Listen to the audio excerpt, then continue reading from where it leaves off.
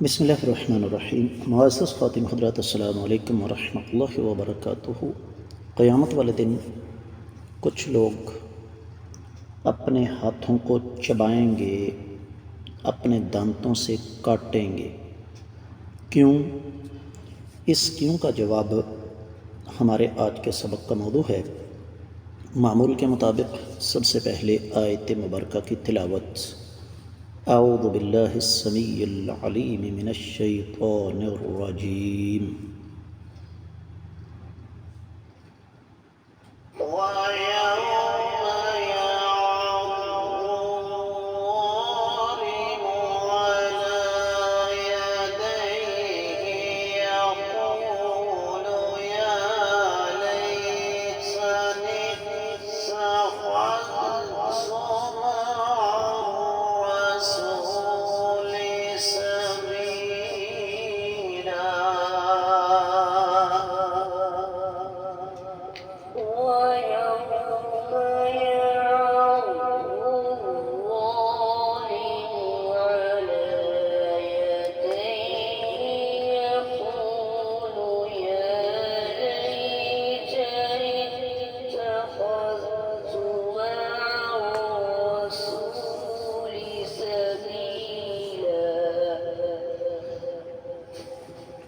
معزز خواتین حضرات، اللہ ملک العلم رب الجلال والاکرام کی پاکیزہ کتاب قرآن مجید 19واں پارہ سورۃ الفرقان، آیت مبارکہ ہے 27۔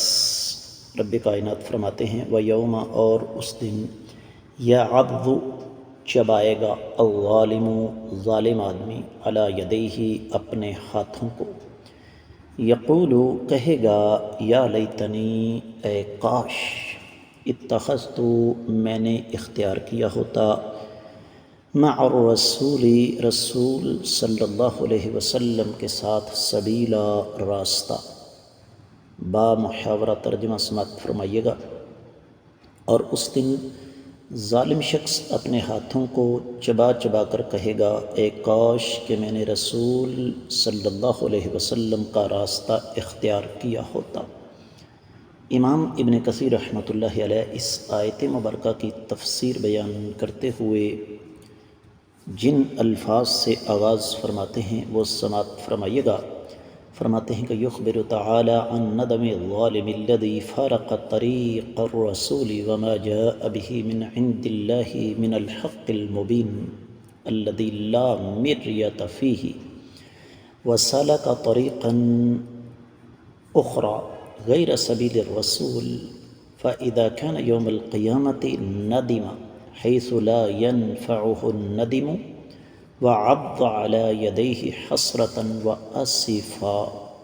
اس عبارت میں بڑا ایک حسن تھا، بڑی خوبصورتی تھی، بڑی لطافت تھی، اس لیے میں نے اسے عربی میں پڑھ دیا کہ رب کائنات قیامت والے دن اس ظالم آدمی کی ندامت کے بارے میں ہمیں بتا رہے ہیں جس نے امام الانبیاء محمد رسول اللہ صلی اللہ علیہ وسلم کا راستہ چھوڑا اور اللہ تعالیٰ کی طرف سے وعدے آنے والے حق کو ترک کر دیا، وہ حق جس میں کسی قسم کا کوئی شک و شبہ نہیں ہے، اور اس نے دیگر راستوں کو اختیار کیا جو کہ آقا علیہ الصلوۃ والسلام سے ہٹ کر تھے۔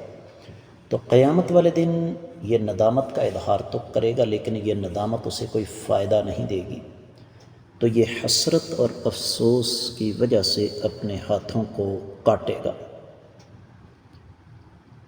اب یہاں پر ایک اور بات امام ابن کثیر رحمۃ اللہ علیہ فرماتے ہیں کہ اگرچہ یہ آیت مبارکہ عقبہ بن ابی معیط اور دیگر بدبختوں کے بارے میں نازل ہوئی، لیکن دراصل اس آیت مبارکہ کی زد میں ہر ظالم آ جاتا ہے، جس طرح کہ اللہ ملک العلم رب الجلال والاکرام آگے جا کر سورۃ الاحزاب کی آیت 66 اور 67 میں ارشاد فرماتے ہیں یوم تقلب وجوہہم فی النار یقولون یا لیتنا اطعنا اللہ واطعنا الرسولا وقالوا ربنا انا اطعنا سادتنا وكبراءنا فاضلونا السبیلا۔ قیامت والے دن ہر ظالم پچھتائے گا، اپنے ہاتھوں کو چبائے گا، آہوزاری کرے گا، کہے گا کہ کاش میں نے آقا علیہ الصلوۃ والسلام کا راستہ اختیار کیا ہوتا، کاش کہ میں نے فلاں کی اندھی عقیدت کا راستہ اختیار نہ کیا ہوتا جس نے مجھے راہ حق سے ہٹا دیا۔ معزز خواتین و حضرات، آگے جا کے رب کائنات 68ویں آیت مبارکہ میں ارشاد فرماتے ہیں کہ یہ قیامت کے روز کہے گا ربنا آتہم ضعفین من العذاب والعنہم لعنا کبیرا۔ الہ العالمین، جن ظالموں نے مجھے گمراہ کیا ان کو دوگنا عذاب دیجیے اور ان پر بڑی لعنت فرمائیے۔ ابن کثیر رحمۃ اللہ علیہ اس آیت مبارکہ کے اختتام پر تفسیر میں فرماتے ہیں فَكُلُّ ظَالِمٍ يَنْدِمُ يَوْمَ الْقِيَامَةِ غَایَةَ النَّدْمِ، کہ قیامت والے دن ہر ظالم اس کو شرمندگی ہوگی، ندامت ہوگی اخیر درجے کی، اور پھر وہ یہ کہتا ہوا اپنے ہاتھوں کو کاٹے گا یا لیتنی اتخذت مع الرسول سبیلا، اے کاش کہ میں نے رسول صلی اللہ علیہ وسلم کا راستہ اختیار کیا ہوتا۔ تفسیر ابن کثیر میں جو کچھ بیان ہوا وہ اتنا ہی۔ ہم اگر دیگر کتب تفسیر کا جائزہ لیں تو ہمیں اس حوالے سے اہل علم کی آراء بڑی تفصیل کے ساتھ مل جاتی ہیں، لیکن ظاہر ہے اختصار کے تقاضے تفصیل کی راہ میں رکاوٹ ہیں، اس لیے میں سب سے پہلے ایک مناسبت آپ کے سامنے رکھتا ہوں جس کو امام بقائی نے نظم الدرر میں بیان فرمایا ہے۔ فرماتے ہیں کہ جب یہ بات ہمارے سامنے آ گئی کہ کفار نے اپنی بدعمالیوں کی وجہ سے بذات خود اشرف المخلوقات سے اپنے آپ کو خارج کر دیا، جبکہ ان کی طرف وہ ہستی تشریف لائی جو ساری کائنات میں اللہ کے بعد سب سے افضل تھی، اور انہوں نے اپنے دوست اپنے ساتھیوں کی باتوں کو مانا جو ان کو شر کی طرف لے کر جاتے تھے، تو رب کائنات نے بیان کر دیا کہ ان ظالموں کا پھر حال کیا ہوگا، ان کو کس قدر ندامت اور شرمندگی ہوگی۔ تو اس لیے فرمایا وَيَوْمَ يَعَضُّ الظَّالِمُ عَلَى يَدَيْهِ، یاد کیجئے کہ جن ظالموں نے اس دنیا میں رہتے ہوئے آقا علیہ الصلوۃ والسلام کے راستے کی مخالفت کی، وہ قیامت والے دن کس حالت میں ہوں گے۔ امام ابن جریر اپنی تفسیر میں، امام مکی الہدایہ میں، امام سعدی، امام شوکانی فتح القدیر میں، اسی طریقے سے امام شنقیطی اضواء البیان میں اس بات پر متفق ہیں کہ اگرچہ اس آیت مبارکہ کا تعلق جو ہے وہ عقبہ بن ابی معیط کے ساتھ ہے، اس کو گمراہ کرنے والے شخص کا نام امیہ بن خلف اور اس کا بھائی ابی بن خلف تھا، لیکن عربی زبان کا قاعدہ ہے العبرۃ بعموم اللفظ لا بخصوص السبب، کہ لفظ کے عموم کا اعتبار ہوتا ہے، مخصوص سبب کا نہیں ہوتا۔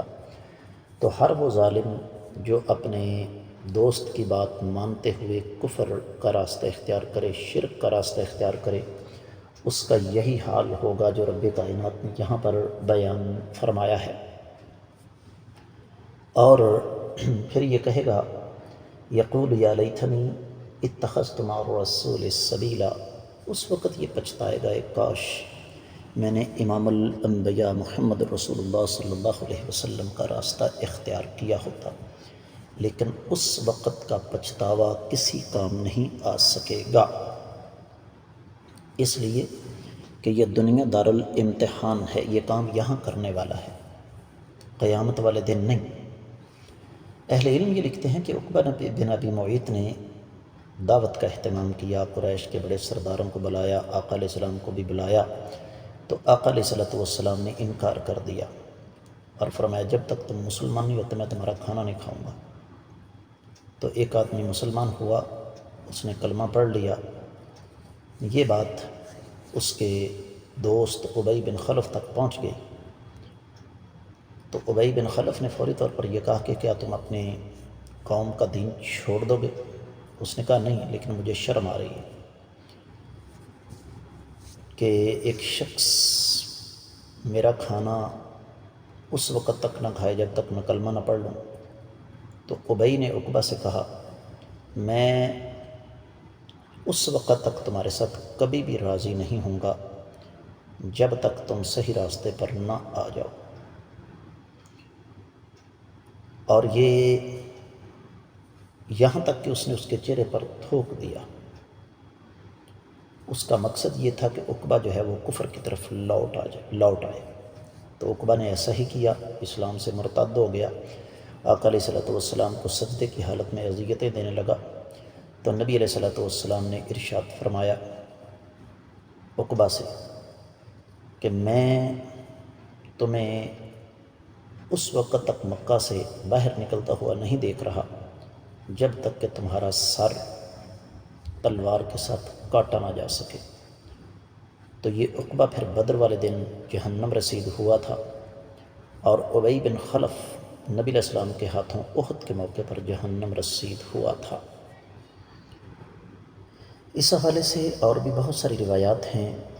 یہ قصہ ملتا جلتا ہے تفسیر طبری میں، در المنصور میں، اور امام ابن ابی حاتم اور ابو نعیم نے اس واقعے کا جزم کیا ہے۔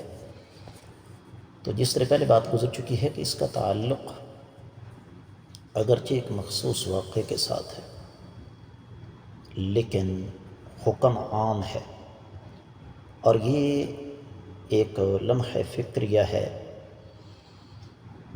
میرے لیے، آپ کے لیے، قیامت تک کے آنے والے تمام انسانوں کے لیے، چاہے وہ مسلمان ہیں یا غیر مسلم۔ ہمیں آج ابھی اور اسی وقت اس بات پر غور کرنا ہے کہ ہم جس راستے پر چل رہے ہیں وہ امام الانبیاء محمد رسول اللہ صلی اللہ علیہ وسلم والا ہے یا کہ کسی اور کا۔ اس لیے